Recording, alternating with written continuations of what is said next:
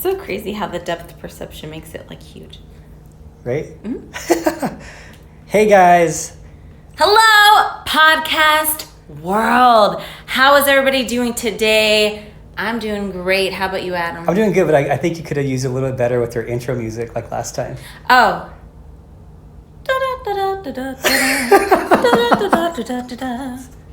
Can somebody please make us an intro jingle, please? Like, you talented musicians out there, please. We need it so badly. That's what we got. That was your second best. We've only done 2, so there you go. Yeah, guys, I am here with Adam. We just did freaking stairs today at Santa Monica, which, if you guys ever visit the SoCal area, I highly recommend the Santa Monica stairs because they are so, like, I don't know how to explain it.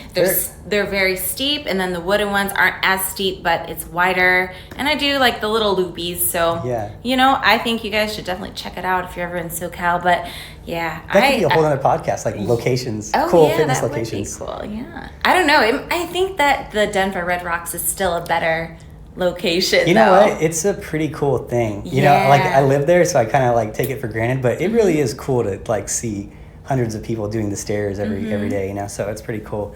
So if you're ever in Colorado, come out, Contest Prep Center, come out, and that's free, and come out to the Red Rocks, because that's like a destination hotspot. Yeah, and the altitude training really does well. Yeah, it's pretty brutal, pretty brutal. So today we got an interesting topic, and it's so relevant too. It like just kind of happened. Yeah. But if you are listening to this, it is likely Thursday, which means that me and Ashley are at the Olympia. And this is going to be a peak week podcast. About peak weeks. Peak weeks, a lot of times it's weeks. And so we're going to kind of give you some insight to what happens. And what did you call it? A peak? Sneak peek into peak week. Sneak peek into peak week. Yes, and I'm fresh out the shower, by the way, guys. Hair's still dripping wet, but I'm feeling good after this freaking workout. Yeah. I'm ready for this peak week, Adam. I'm so excited. Yeah. I think it's like such an exciting time. And you know something? It's like you don't realize how like close it is until like the last minute. So it's almost like, oh my gosh, I can't believe it's actually here at peak week. Yeah, what? It's crazy. Today's actually it's like right now it's like today's actually Saturday. So when we're recording this, which means that she'll be on stage at this point. Would you already gotten off stage? What time is it? Yeah, it's crazy. It's like 12 o'clock. So no, because Thursday. Today's Saturday, right? Yes. But I compete in 1 week, so we'll be posting this before. Oh no, what I'm saying is at this time in a week. Oh, I'm sorry. Yeah, Isn't that crazy? Oh my gosh, yeah. So I would have already done prejudging, so I will kind of know how things go. Yeah, it's crazy. Yeah. So let's go ahead and dive into. So we're gonna do this today is like kind of dive into some like peak week. I think you go into myths and peak week. Like what some of the top people actually do, you know. And I will say that that's all over the place with different people. But we can kind of go into what I believe is the best and what Ashley believes works for her. Real life, bro. Yeah, peak week. We'll tell you exactly what she's doing, you know, for her peak week. So maybe you can apply it to yours. So I guess let's go ahead and start off with what are your thoughts on peak week and what do you try to accomplish during that week? So how I'm feeling right now is I am feeling almost ready to go. I gotta tighten a little bit in the glute section. You know, if you guys listened to our podcast last time, you might know that, you know, the glutes, the hamstring glute tine is like my not my leanest area. It's kind of hard for me to get lean in that area. So we've got a little bit of time to tighten up, and mentally I'm like shocked that it's here already. And I'm just feeling, I don't know, like, wow, this is the home stretch, you know? Yeah. I'm almost there. And you know what's funny about peak week is like I almost kind of like lose my appetite during peak week a lot. I figured that out because it's like I'm so distracted and like almost anxious or nervous that I'm not even thinking about food, which makes it really nice because we're kind of cutting some stuff out during peak week. Like artificial sweeteners, for example. Yeah. I get asked a lot, like, what my peak week is like, and they ask, "Oh, do you still drink diet root beer during peak week?" Because that's my favorite beverage in the world, by the way. Diet A&W root beer. Me too. You got me hooked on that. Yes, so you got me hooked on that. Right? Remember that story so here's the thing about Diet A&W root beer. Make sure you get diet A&W root beer because they all look the same. Oh my gosh. Yeah, because Hugo. Yes. Oh, I'll give you guys that story real quick. Oh my gosh. I had a mental breakdown like a year ago because I was prepping for a show and I was trying so hard, to tighten up and to get lean. And my boyfriend went to go get some diet A&W root beer at the grocery store because he was there, and I was like, yeah, get diet root beer. So he brings it home. I pop it open and I start drinking it, and gosh, I was like thirsty, so I drank like 1/3 of it, I want to say. And then I realized after I drank it, I'm like, whoa, wait a minute.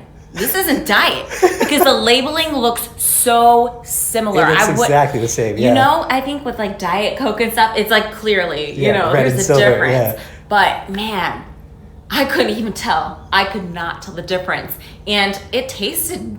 I mean, Diet A&W root beer is so good that it doesn't even taste diet. You know what I mean? I want a Diet A&W sponsorship after this talk. Yes, hit us up, please. Like, we need a lifetime supply. We're the worst. We drink so much of that stuff. Yes.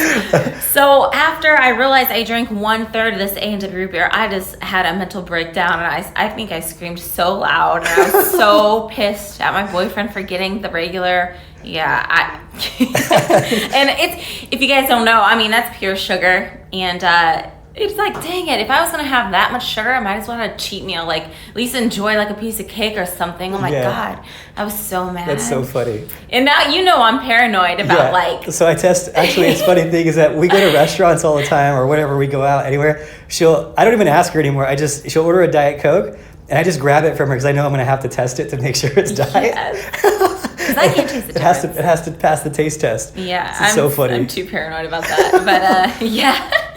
But that's the story about Diet A&W, so it's good stuff. Normal prep story, right? Yeah. But anyway, back into like artificial sweeteners, right? Back into sweeteners, yes. So it's not till about a week out I'll cut those things. And, why don't you go into why we cut out the artificial sweeteners? Yeah, so here's the thing about peak week. And here's the thing where like there's a lot of like, I guess you would say like strictly scientist guys out there, and then there's like strictly meathead guys out there, right? And there's like the bro way is the way to do it. Just train hard, just do it hard, and whatever happens type of thing. And you just got to outwork everything. And then there's the science guys who are like, well, this is the reason for this, and it has to be a reason, whatever. But what people don't understand is there's some things that are in between. Some things the bros get right, and some things the science guys get right. And the one thing is, you rarely or never see like a pure scientist training people at the top level. Like I don't know of any that are like pure scientists like training at the top level, and I don't know any pure like meatheads like training at the top level either.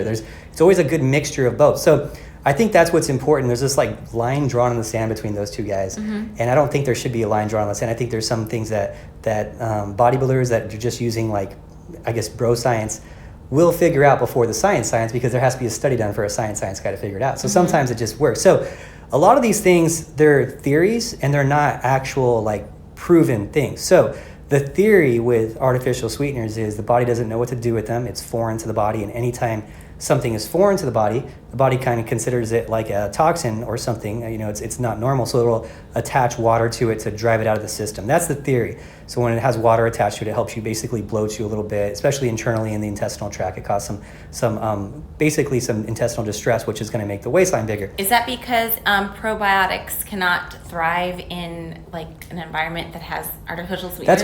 That's one of the things it says. Yeah, actually, that's one of the things that they've theorized is that when you're drinking artificial sweeteners, it actually lowers the quality of your probiotics, kind of like hurts them a little bit, of your, not probiotics, but of your intestinal tract, intestinal bacteria. Your bacteria, good bacteria. Yeah, so it kind of kills them off, or makes it hard for them to grow. That's the theory. I've read a little bit about that, and so, I've read enough about it where I'm like, you know what, even if it doesn't do anything, might as well just do it. And that's what a lot of this prep stuff is, especially towards the end.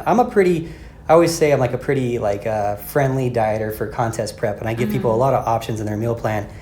But one of the things that towards the end, I like to clean it up just in case. Because what if the artificial sweeteners did something, and what if they did nothing at all? Like, what's the worst case scenario? You cleaned out artificial sweeteners out of your body for a week, and it's probably healthy for you to do that anyway, so why is that a bad thing if we did it unnecessarily, right? Right. And so same thing with like other foods too. When we clean up these other foods, we clean up like colored waters, and we clean up all these other things, because it probably does nothing, maybe, but what if it does 1%?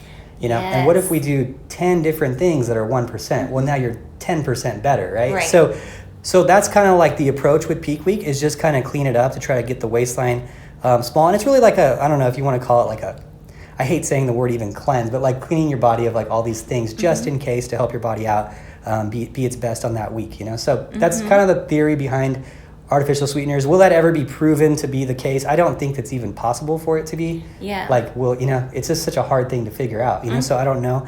And that's just how prep is towards the end. So, I think it's very interesting that there's so many different, I guess, approaches to artificial sweeteners. Some coaches are totally against it at any point. Some are just like, yeah, whatever, it doesn't matter. And you're right there in the middle, which is good. I don't know why artificial sweeteners became so controversial, but they are. And it's like funny, because even if you post something like, oh yeah, I'm drinking my diet A&W, I'll get like a message like, that's bad for you, it causes cancer, stuff like that. And I think, everything in moderation, but I think some of the testing that was done on artificial sweeteners isn't really conclusive. I think they did on rats, crazy. Right? The tests on that stuff is so bad. Yeah, like didn't they do it on rats? Yeah, but it's like either rats or mice. They pumped them with like so much artificial sweetener that it'd be like gallons. Possible. It'd be gallons upon gallons of it. They did the same. Yeah, they did. I hate when they do studies like that, because it's not relevant. You know what I mean? It doesn't make any sense. Like, exactly. You could take. You could do. If you pumped a human full of protein, that much protein would be bad for them. So like pretty much you could pump a human full of that much water and it'd be bad for them. So like. Yeah, of course, it's bad for you at a certain point. So the studies are kind of, that I've seen at least, aren't really relevant to if they're a carcinogen or not. And as far as it looks at this point, it's not really that bad for you in terms of, in moderation. We're drinking, when we say a lot, maybe 3 cans a day or something like that. And it's just not enough, at least based on the studies, to do anything. Or else, I think at this point, Diet Coke's been around long enough where you'd see a mass amount of people like, all of a sudden, because it's been around 30 plus years, you'd see a mass amount of people like having... There's conspiracy theories out there on artificial sweetener. Just look it up. There's literally conspiracy theories. Yeah, I'm like, whoa, holy moly. What I will say to you guys about artificial sweeteners, though, too, and this is like a public service announcement, right? PSA. We should even need a PSA announcement. We need a sound effect for that. PSA. I don't think we have one for that. But... when you guys are out like at Starbucks and all these coffee shops and you see these artificial sweeteners and these sugar packets, I see a lot of competitors, especially, that will like pump their drinks full of artificial sweeteners. It's very common to do like 4 packets in like an iced coffee. Just so you know, those packets are not calorie free. They are mixed with maltodextrin, sucralose. Which is a carb. Yeah. It's basically a pure sugar with a different labeled name on it. So, and this is a crazy story why this is too. Do you know the reason for that? Yes, I do, because if it was the pure extract powder of it, it would be so minuscule, like such a small little amount that you'd open up the little pack and be like, where is it? And it's kind of like, I don't know, I guess to your mind, and it isn't very, it doesn't make sense. Do you know what I mean? But it's funny, because in Europe, they actually have these little packets that are tablets. Yeah. And they are the pure extract form. And you just put the littlest tiny thing in there. The UK is really ahead on that stuff. It's really cool. Actually, do you know that? So the UK has now where there's like a little jar of them, and you can just like pluck them out. You can pluck them out and put it in. Yeah, it's cute, right? And then, but on top of that, if you, so out here in the United States, you get unlimited refills on drinks almost everywhere. But in the UK, or maybe it's all of Europe, I know in the UK for sure, if you go to get a refill on a drink, it's free if it's Diet Coke, but they charge you if they call it a sugar tax. So they're trying to keep the population more aware of not drinking so much sugar and be healthier. Smart, though. Well, it's the whole healthcare system, right? Because it's over there. There's no cost to it. So, but it costs the government a lot of money if you're having diabetes or if you're overweight and things like that. And so they're trying to cause a sugar tax because they know in the end it's going to cost them more if you're drinking this stuff excessively. Isn't that crazy? But it's smart. It's creating awareness. I wish that the United States would get on that, but because we don't have an internal healthcare system for the most part, that's probably why. True. But So just so you guys know, that's the reason for it. Some marketing guy said, hey, these sugar packets with artificial sweetener is different than sugar, and people won't get that. So we're just going to put sugar, lower calorie, lower dense sugar in it, and then mix it with the stevia or aspartame or whatever, so you feel like you're getting the same thing. But in doing so, the average amount of sugar in one of those packets is about 2 carbs, about 2 grams of sugar. Mm-hmm. So if someone's throwing 4 or 5 of those in their drink, which is really common. 3 to 5 is common in like a large drink. That's 10 carbs of pure sugar in the prep diet, which is, and people are doing that 2 times, 3 times a day. Now you're eating 20, 30 extra carbs, whatever, throughout the whole day with all your foods. And you're like, oh my gosh, I didn't even know that. So the solution is... You go on Amazon and you buy that extract powder for super cheap, and you get a lot, and it lasts a long time. Yeah. They do have like some liquid stevia, which is great. Just make sure it's not mixed with I think it's like, what is it, glycerin? Yes. Yeah. Some of the stevia in liquid form is mixed with glycerin. So don't get it if it is, because then it is a little bit of a carb, glycerin. Mm-hmm. So just try to find like the pure form of it, of stevia, powdered or liquid. Yeah, just get the pure stevia. It looks like when you look at it, it looks expensive because it'll be like $20 for a bag like this, but that bag will literally last you like over a year. You need like the smallest little sprinkle. Like you can't find the pure in packet form. Yeah, I don't think so. It's too small, too little amount. Yeah, so. I use in my morning coffee, I'll use like 1/8 of a teaspoon. That's how strong it is. I get the little quarter teaspoon thing, and I put half of it in the little quarter, and it's like super sweet. So so that's a good tip for you guys to save you some calories. Saving you calories and saving you money. There you go. So we cut out artificial sweeteners in the peak week, but let's go into like all of the things that people do during peak week. I think we should go with that first. Yeah. Right? So gosh, there's some crazy methods out there. I've heard of people like overloading with water and then taking back the water and then eating a burger on show day or some crazy combo like that. Again, we're taking some risks when we do that because we don't exactly know how our body's going to end up. Our approach is kind of get stage lean ahead of time, get ready ahead of time, and that way there's less of risk that anything's going to happen. Yeah. And we don't have to try anything crazy because that usually does more harm than good. Yeah, honestly, you hear about it. Honestly, you hear about it happening more often that peak weeks go wrong for people than when it goes right. You hear about it all the time. And the only person who ever says that peak week went right for them really is the person who wins. They're like, oh, it went perfect. But everyone else who got like second, they're always like, oh, it was my peak week. Yeah. Well, why even take that risk, It just doesn't make sense, Like you work so hard and then you're going to put all of your eggs into one basket. That peak week's going to give you this result at the end in 5-6 days, whatever. That's going to be dramatically different. You're going to make all these improvements. And I've heard some crazy things like water loading, like she was talking about. And then there's also sodium loading.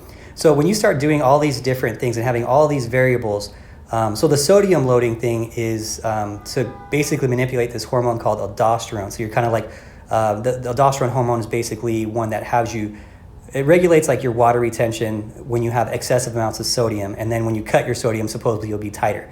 But the reality is if you're lean, that stuff doesn't matter. Like having taking all these variables into account, water loading, having sodium, taking diuretics, like all these different things, and then carb loading like crazy, it's so unpredictable to get that result because it would take such a brain and like testing to actually manipulate all those things perfectly to nail it exactly at 12 o'clock on Saturday. Like it's just so hard because then there's going to be anytime you do something that's extreme and the body looks a certain way, there's going to be a rebound to that. So now we have to guarantee that that effect's going to last for 10 hours or whatever till you get on stage again too. It's just not possible. It's just really, really unpredictable. And the goal should always be to just get on stage get ready as close to stage lean as you should be and do very little manipulation. That way you can predict the result. How you look on Saturday is just slightly better than how you looked on Monday when you started that week. So, Yes, that is some good tips, guys. It doesn't have to be miserable. Like peak week doesn't have to be the most miserable week. In fact, I think for me, it's pretty enjoyable because it'll get pretty relaxing the last few days when I don't have to really train that hard. Because Coach Adam here, we kind of figured out for me personally that if I cut back my workouts towards the end of peak week before my show, my body like responds really well because it like kind of shrinks. Because Yeah. I might have been having some inflammation just from some intense workouts. If you think about it, it makes sense. You know, you work out hard, your body swells up a little bit, trying to recover these muscles and everything. And then it's like, oh, you know, you think you're, I guess, holding on to water, or you're not as lean as you think you are. But if you let that inflammation go down, you might be surprised to see like, wow, I haven't trained in 3 days, but I look even better. Yeah. And it's basically what we do for Ashley now at that point. So like, for example, on Thursday before the Saturday show, she'll do like 15 minutes of steady state cardio. Just to keep the blood pumping. The day before that, she'll do like 20, and the day before that, it'll be like 25, and the day before that, it'll be like 30, something along those lines. And that's it. You know, she's already in shape. We shouldn't have to go through all this crazy stuff to get her in shape now. You should be clearly in shape at this point. And so it's just very little manipulation. We'll look day by day and load a little bit of carbs, nothing crazy to And one of the things with Ashley too is she's so muscular that we don't bring her in 100% full, which is I can be flat and it's okay, you know? Yeah, and some girls is like that, and some girls it doesn't work that good like that. You know, I've had it happen both ways. So I think the thing with Ashley too is that she's willing to try different things, and I think we're on the same page with that. Is just try a little bit different until we can get and see if we can get a little better. And if it goes wrong, then it goes wrong. But you have to be willing to kind of go for that, you know. But it's never so crazy where we couldn't figure out what went wrong though. Yeah, that's the thing. Yeah, I think one of the advantages of like doing a little bit of a carb up, you'll see me throughout the week and kind of determine when I should start carbing up. But one of the advantages, guys, of I guess using carbs is like, if you think about it, they're most of the time a lot easier to digest. And if we're trying to get that smallest little waist as possible on stage, we don't want to be like, oh yeah, huge meals of chicken and vegetables and steak, and that kind of like is hard to digest sometimes. So the great thing about carbs, like rice cakes for example, very easy to digest, don't take up a lot of room, and you won't feel like bloated. So yeah, food volume towards the end, you know, that's the one time we'll say, okay, yeah, don't eat crazy vegetables that week, like the last few days before the show. And just trying to keep the volume of the food down, just to make sure it's all digested and out of the system so we can get a flatter stomach. I think that's important to do too. And then, you know, if you want to go really crazy with it, one of the things you can do that Ashley did is we took a food sensitivity test, which we talked about. Yes, at the Contest Prep Center. We did. And with that, we eliminate those foods at the end. And when we eliminate those foods at the end, obviously those are the foods that cause her sensitivities. And it's going to make her, you know, her waistline a little bit smaller too. Right. And so. And actually, if you want to see more about the food sensitivity, I have it on my YouTube channel. I don't know if you do. Okay. Yeah, I have it posted on my YouTube channel that I took a food sensitivity test. If you want to look it up and see more into it. But yeah, it does help. I notice. I can really tell the difference when I take certain foods out. And just to clarify, guys, food sensitivity is not a food allergy. I don't break out in hives or anything. It's just like, something that might cause a little inflammation, or maybe my body doesn't like digest it as well as other foods. So by taking those out and eliminating them, you might be surprised to find like, wow, things are just moving, and I'm nice and, you know, lean and no inflammation or anything. Yeah, so. And that's when we've been able to get your waist down below 22 inches was at the end there with all those things removed. So that's been kind of cool to see like the progress of that, you know. Yes. Because we started off at 23 when you're in contest shape, and now it's down to a little less than 22. So that's pretty cool. So a lot of these little things make differences, but I don't think.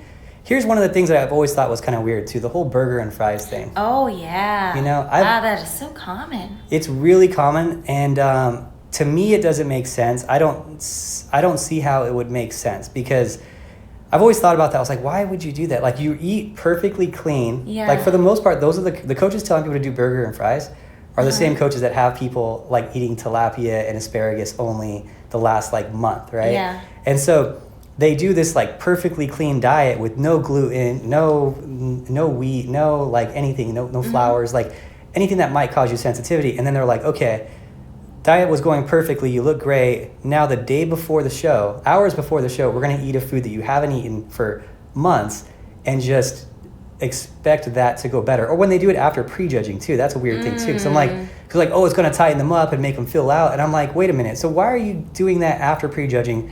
Because if it mattered so much, why would you not do it when the judging happened? If it was like the game changer for everything, right? So I don't know. It just never. I don't think anyone really thinks about that because that could go. One, you're eating a lot more sodium than you have been eating because of the fries. So that can go one of two ways. You know, you're eating red meat, which is dense, is going to take longer to digest and sit in your stomach longer. Yeah. And then two, you're eating bread that has gluten in it, which is most likely going to cause you a little bit of intestinal distress. For most people, to some, even a minor intolerance will cause a little bit of intestinal distress, and most people have some minor sensitivity to gluten. So to me, like doing that before the show when you're in your most sensitive state, I just never understood it. You know, if you can get the same result with really clean risky stuff, I don't know, maybe after prejudging, when maybe somebody's thought process is like, well, you know, the hard part's over, like it's basically judged and blah blah blah, but I guess it only, gosh, I wouldn't risk it, even if it was all the judging's done and prejudging. Even if that's the case, I still wouldn't risk it, like, you know, because you can lose that so easily, your placement, or you know. And there's always the chance of a live rejudge. Yes, that has happened before. Yeah, it happens, you know, every once in a while. So that is, in bikini, usually they most of the time will just do all the judging and prejudging, but it's different for different divisions. So we shouldn't say that in general, but in bikini, usually it's mostly done in prejudging, but it can be rejudged, and there could be a change during finals. I would be so mad at myself. Yeah. You know, if I lost a placement because of a burger and fries, like I couldn't just wait 5 hours.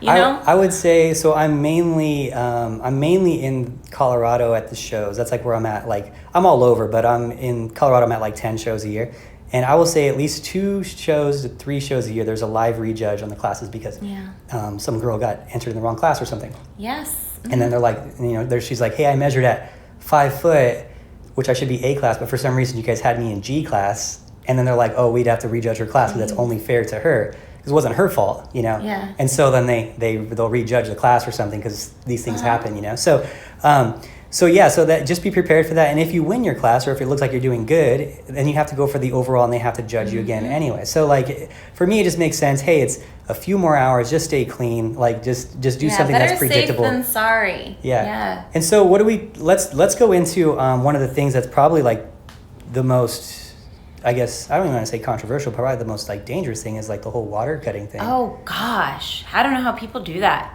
Man, people be all dry and thirsty, their lips are all cracked and stuff. Yeah. Like they've been in the desert for 3 days or something. Yeah.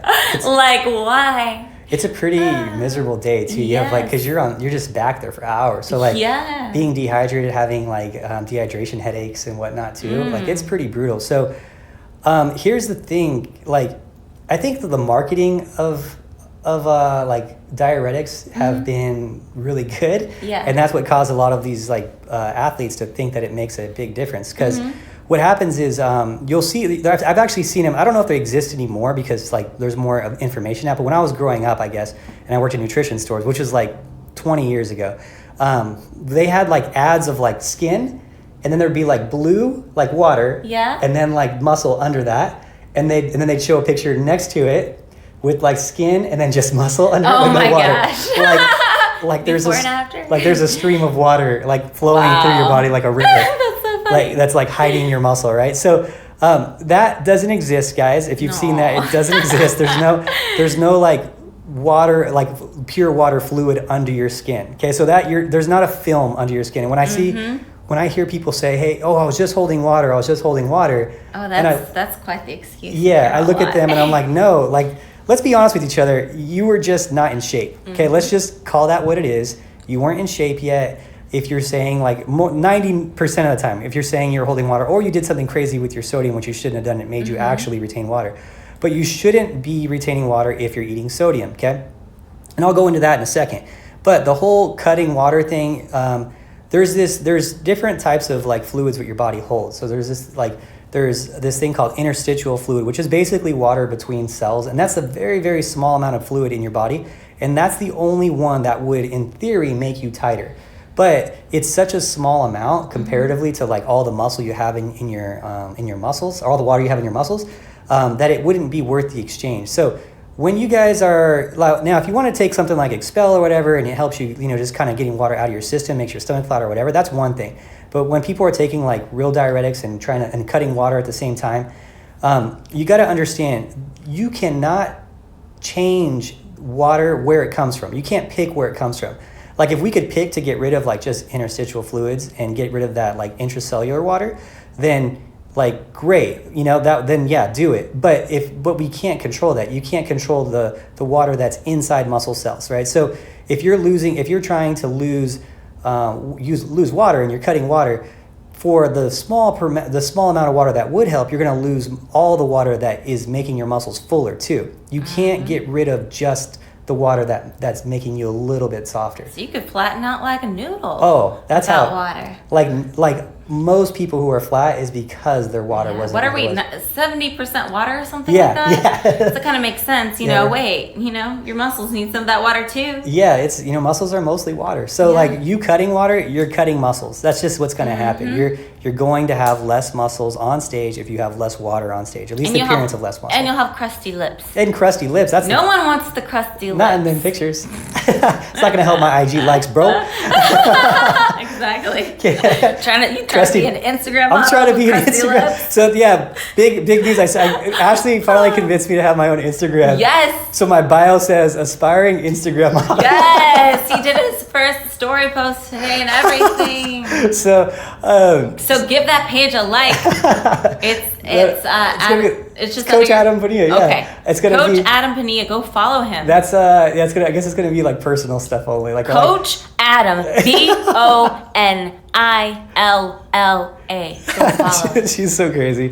Yeah. So now let's go into the sodium salt. Why are you salty, bro? Why are you so salty? Because I don't cut the salt, bro. You are, yeah. You don't cut the salt. Yes, that's true. I don't cut the salt. But at the same time, I don't purposely like consume salt either, if that makes sense. So like Adam said, there is something called sodium loading where people purposely like consume salt. Yeah. I'm just kind of like during peak week, I'm like, yeah, I'll have salt. I'll have hot sauce or whatever, you know, seasoning I want to use, but I'm not going to like drench my food in like a whole bunch of salt, you know what I mean? Yeah. So I just kind of keep it consistent to what I was, you know, doing previously. Because like you mentioned, if your body's used to having salt, there shouldn't be a problem when you continue to have salt. Yeah, even exactly. Peak week. Yeah, exactly. So your body regulates itself to whatever your normal is. So when you have a normal amount of salt, you know, your body's not going to hold water when you have your normal amount of salt. I think we went into this before, but it's just basically it's just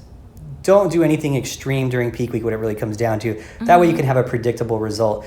And, you know, the more that nutrition science evolves, the more we realize we've been overthinking these things for years, you know, and it needs to be more simplified. I just see it time and time again where a bodybuilder is just like trying to carb up like crazy or trying to manipulate sodium and then take diuretics at the same time. And then, you know, just doing all these crazy things. And it just doesn't need to be that way. Just be in shape and make sure you're full to some degree, but you don't need to be 100% full for most people. Usually when you're trying to be 100% full, you make yourself look softer because then you start spilling over and then you do start looking like you're holding water, but it's just because the carbs are outside the cells waiting to absorb still. And every carbohydrate is attached to, a carbohydrate is a hydrate, so every carbohydrate. Hey, yeah, I'm just now like making the connection. Right? Okay. It's hydrate. Yeah, so makes sense. I think if I'm just throwing these numbers off of memory, I think it's every gram of glucose that is trying to be stored as glycogen in the body is attached to 2 point something grams of water. It's 2 point something for sure. Okay. It's like 2.1 or 2.7. So yeah, if you have extra carbohydrates waiting to be absorbed outside the muscle cell, then yeah, you will look a little bit softer, and that's what spilling over is. But that's not retaining water. That's because you overloaded on the carbs. Now, you'll always look better if you're not trying to hit that 100% fullness. Like it's so hard to hit 100%. Like you should have enough muscle where 90% is enough, you know, and you still look great and you're not taking any risks. And there's some people in some cases where they have so much muscle, you don't need to fill them out 100% and they look great. Ashley is a perfect example of that. You know? You're so crazy, you guys. If you guys saw me in person, I'm very small and I still think I'm very small, but against the top Olympia girls, I'm kind of like, I don't know, not that small. You know what? It's funny as like... I guess it's structurally, we're not talking about, I mean, structurally, it's like, I don't know, maybe I'm just built differently. I don't know how to explain it, but I do look better when I'm not 100% full, I think. You know what's funny is that there was a YouTube video I was watching. It was on you, and it talked a little bit about me too. Oh my gosh! Yeah, it was. People be making videos on us. What? It was like an assessment of I think it was last year's Olympia, if I remember correctly. Okay. And he was the guy or the girl, who it was talking and was like, she's training with Adam. He generally brings in a more muscular bikini competitor, and she kind of fits that criteria. And then I was like, actually, isn't the more muscular range? Like, and I was like, and I was like looking at you next to people. I was like, it's funny is I just see you all the time, but you are kind of in the range of bikini. I think it's mostly just the lower body portion of it. Like, I guess my hamstrings be popping too much, Yeah. I'm sorry.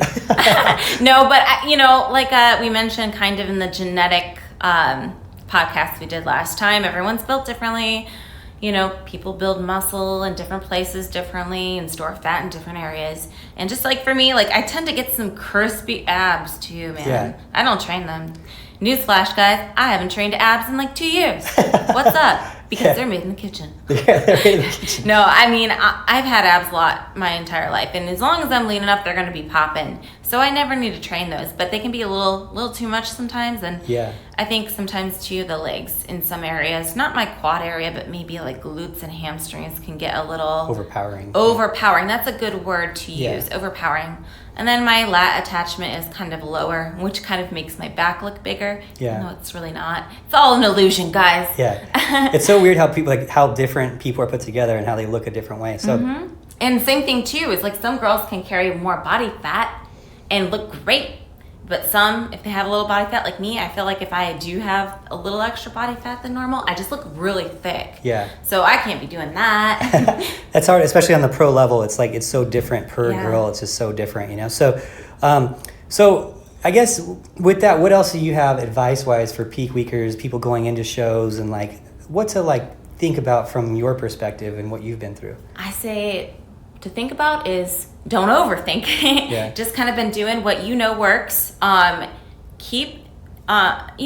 think sometimes too when we're also focused on peak week and making sure we peak at the same time and having to do all these crazy things, you forget oh wait, there's way more important stuff too, such as like your posing and your hair and everything else that goes along with competing, all the fun of it too. Yeah. So just don't get too overwhelmed in all the craziness, even though you hear your friend is doing peak week like this, and then you question your own peak week. That's probably one of the worst things.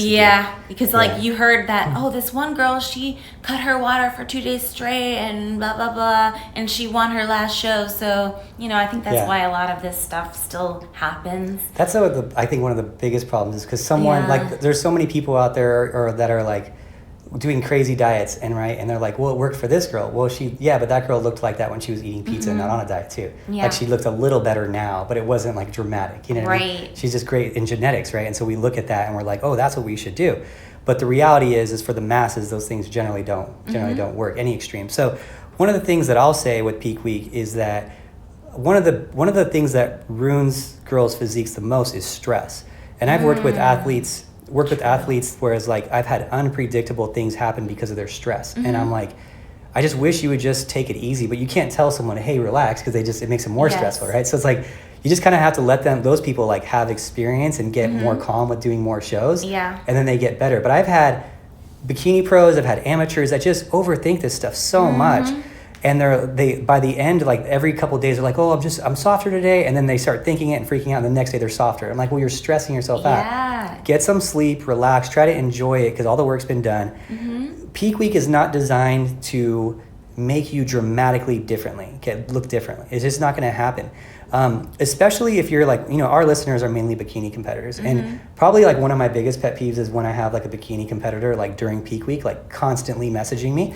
She's like, oh, I think I'm looking better today. I have this, I have that. And I'm like, hey, look, we're not doing that much for peak week. So you're not going to look that much different. Right. Or they're backstage and they're like, oh, I think I need should I have one more rice cake and one more thing? And I'm like, do you really? That's going to do anything. No, it's not. Because you got to understand, if you were a high level, and I'm talking the very, very highest level, Olympia level bodybuilder, and you're showing cross striations in your quads and you're so lean that you can see those carbs make a big difference, that's when maybe 60 carbs will start having effect, where it'll be a little bit different. Right. But if you're a bikini competitor who can't be that hard and isn't cross-striated and isn't that lean, Well, guess what? Like 30 carbs between the difference between like 30 and 60 carbs backstage is probably not going to do anything at all visually. Like mentally it might. You might feel better, you might, whatever, but it's not going to visually do anything at that amount. Because you should already be, unless you had like some crazy peak when you had no carbs until that moment. Yeah. Like it really shouldn't do much. And so don't think that you messed up by not having one rice cake and 1 tablespoon of honey backstage and you should have had 1 more. It would have made a big difference. The reality is you probably lost because you just weren't there yet. Maybe your muscles weren't there yet. Maybe your conditioning wasn't there yet, whatever. But the reality is it wasn't the like little bit of carbs that you could have had, So I would say more often than not, the only time my peak weeks will get messed up now is pretty much like stress or trying something totally different, like bringing someone in smaller or tighter or flatter, like taking risks. But more often than not, it's stress. I've had one girl who was a pro, and it was the craziest thing. She lost 5 pounds the day before the show. Ooh. 5 pounds. And she was flat, and it was just like she was just so stressed and overthinking things and couldn't sleep and was running around. And I was like, and I never knew that she responded like that. It was our first show together, and she woke up and she was like, we just couldn't get enough food in her in time to like make the difference. But like the stress of it, I would say is probably the most important thing, is just relaxing and enjoying it. The work shouldn't have been done. You should look good. You shouldn't be trying to do all these manipulations, and just enjoying the process, Yes. And I think too, it's important to point out a few other things that are part of my peak week as well. And one of those is going to the sauna. So I'm going to hit the sauna a few times before I, compete. Just if I have any extras, any waters laying around, I can get rid of it, some maybes. And another thing too, guys, is I do use senna, which is basically a natural laxative. So it's a stool softener. And it's very gentle, so it's not like an emergency if you have to go to the bathroom. It's not like, oh my God, I gotta find a bathroom right now. So I will take that usually a day. Sometimes I'll start 2 days before and just kind of take a few of the little tablets.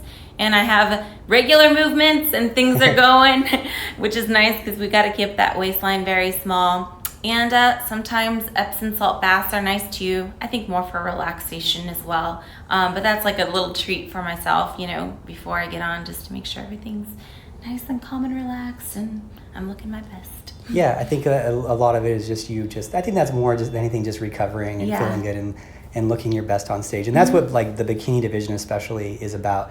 And that's kind of how the judges tell the coaches like how to help bikini competitors get in shape. Is like, a bikini competitor should look like she just wakes up and looks like that every day, even though none of them do, right? But she should look healthy on stage and just recovered, and like she didn't have a hard prep, and she's not gaunt in the face, and she should just look like that's how she walks around every day. And that's kind of how it was described to me, because it is a fitness model competition. Yeah. So so being recovered, rested is a big part of it too. Yes, so agreed. Yeah, so I think with that, that's pretty much it. Yeah, guys. Oh my goodness! If you guys are going to Olympia, make sure you find us and say hi, because we'll be around. I'll be at the high tech booth from 12 to 3. I'll be at the Meet the Athletes. I'll be at the press conference, and Adam's going to be with me the whole time. Yeah, I think I'm going to go cruise with you the whole time. Yes.